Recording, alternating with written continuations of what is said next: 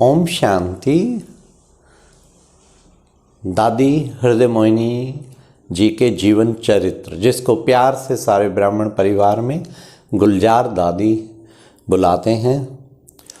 मुझे सौभाग्य मिला दादी के गुलजार दादी जी के समीप आने का, विशेषकर जो मैं नहीं भुला पाऊँगा। दादी 3 बार पानीपत में आए। एक बार दादी चंद्रमणि को आना था और सारे थर्मल प्लांट के इंजीनियर इकट्ठे किए हुए थे, इंजीनियर्स मिनिस्टर्स भी। दादी का ट्रेन के कारण आना कैंसिल हुआ, कुछ जो है ट्रैक ब्लॉक हो गया था, रेलवे ट्रैक।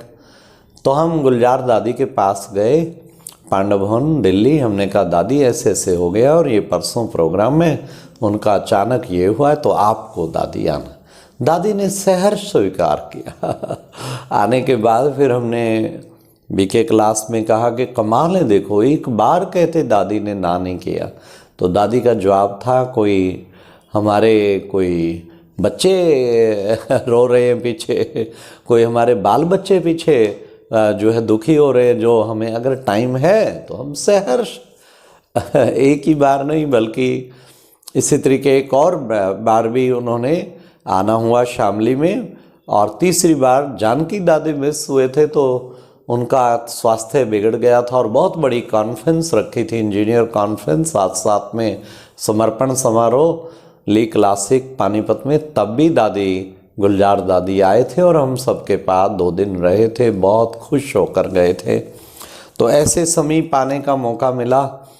और ख़ासकर जहाँ मैं ज्ञान मानसरोवर रहता हूँ, ये जब ज़मीन लेनी थी तब मैंने दादी से पूछा, दादी जो है ये ज्ञान मानसरोवर की ज़मीन, वो ज़मीन उस वक्त ज्ञान मानसरोवर नाम नहीं था, ये ज़मीन मिलती है, कोई फ्री डोनेट कर रहा है, इसको हमें बाप दादा से पूछ के दो। तो दादी बाबा के पास गई और नेक्स्ट डे फिर मेरे को बताया कि बाबा ने कहा है कि बाबा ने ज़मीन देखी है और बाबा को ज़मीन पसंद है, यहाँ बहुत अच्छी सेवा होगी, इसको ज़रूर लेवें। अच्छा, फिर जब फाउंडेशन उसका हुआ तो फाउंडेशन के टाइम पे भी दादी ने बाबा को, मैं कहा दादी अब इसका फाउंडेशन होना है, बाबा से मैसेज लेकर आओ। तो फिर दादी ने फिर नेक्स्ट डे मैसेज बताया कि बाबा ने कहा है ये जो है बाबा का स्थान, बाबा के डायरेक्शन प्रमाण बन रहा है, यहाँ बहुत अच्छी सेवा होगी।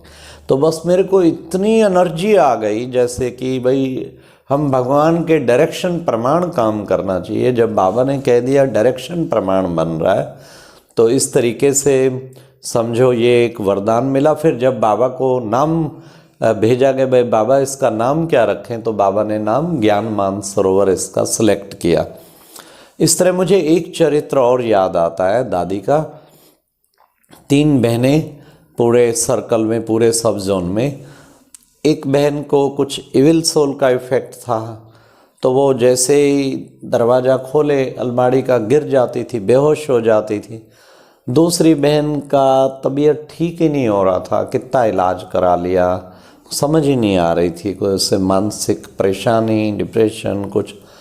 तीसरी का भी कुछ ऐसा था जो रोग ख़त्म नहीं हो रहा था। तो मैंने इन तीनों के बारे बताया। मैं कहा दादी मुझे इसका उत्तर बाबा से ज़रूर लेके दो।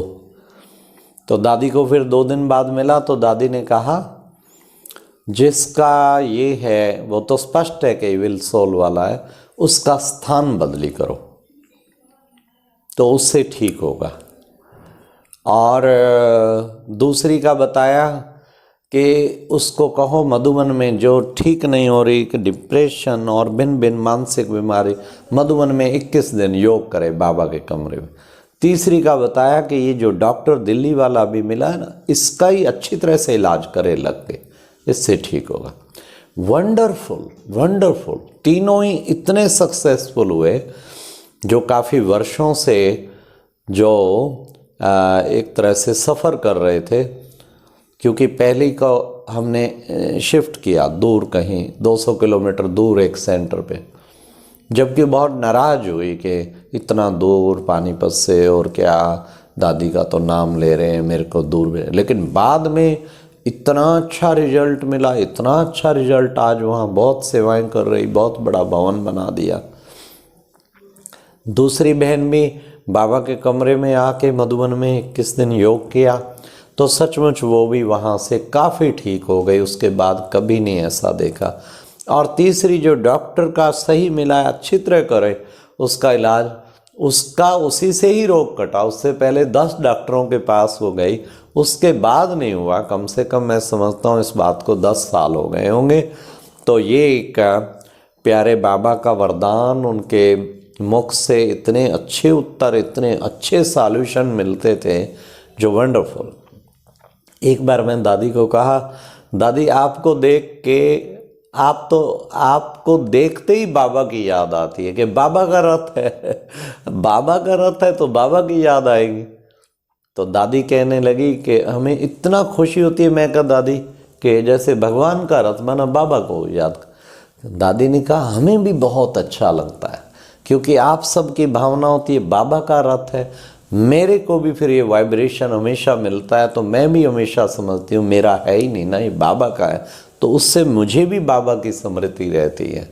तो ये भी एक दादी की बहुत बड़ी जैसे निमित्तपना उनके अंदर बहुत था, और इतनी पीसफुल, इतनी साइलेंस। कभी कभी मैं समझता हूँ क्या भगवान ने भाग्य कि लगभग 50 ईयर, बाबा 69 में गया, और 50 से भी 52 ईयर तक, 50 ईयर मिनिमम समझो, चलो 18 तक तो बाबा मुरलियाँ चलाया, 50 साल तक। कमाल है, भगवान जिसके तन में आता हो और उसके थ्रू सारे मैसेज आते हों, यज्ञ के सारे कार्य चलते हों, कितनी बड़ी बात है।